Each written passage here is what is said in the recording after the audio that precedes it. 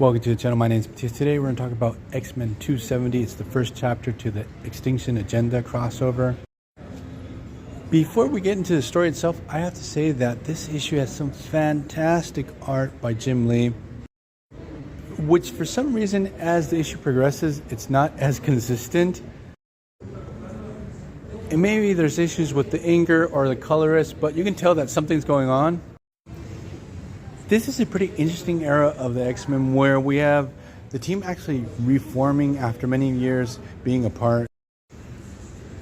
The team pretty much fell apart and disbanded at the end of the Australian era. Most of the members of the team went through the Siege Perilous and went on with their lives.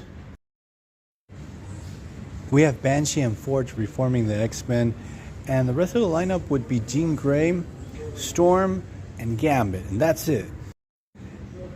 And this issue actually starts off with the X-Men back at the X-Mansion. Even though the mansion itself was destroyed, it has a whole base underground. So the story actually starts off with Jean Grey and Storm training in the Danger Room. And what happens is that prior to this, the New Mutants, who are also living in the X-Mansion and have a new leader, it's Cable. He seems to be a real pain in the butt. He's not happy with sharing what's left of the X-Mansion with the X-Men, especially the Danger Room, where he actually kicks the X-Men out. It's like the New Mutants have to train now. It's pretty funny to see that in this whole issue, Cable's hair color changes in each panel, that there's a major issue with the colorist here. This gives you this very weird Benjamin Button effect with Cable, that his age is just all over the place in this story. So what happens is both teams sort of put away their differences. They call it a day. They go outside to blow off some steam.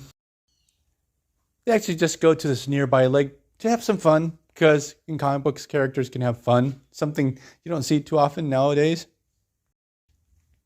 While all this is going down, we have this moment between Wolfsbane and Storm where Wolfsbane is really bent out of shape over the fact that Storm seemingly came back from the dead, Jean Grey came back from the dead, while Doug Ramsey has not. He has stayed dead. She can't get over his death. And the interesting thing is that he stayed dead for a real long time. Like, he was sort of in the club with Ben Parker and Gwen Stacy, Captain Marvel.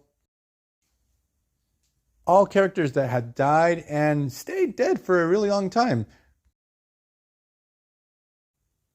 It was not clear when Douglock emerged that he was the original Doug Ramsey or just the fusion between Doug Ramsey and Warlock. The original Doug Ramsey didn't come back until the 2010s, I think, during the X-Necrosa crossover, which was a pretty awesome story.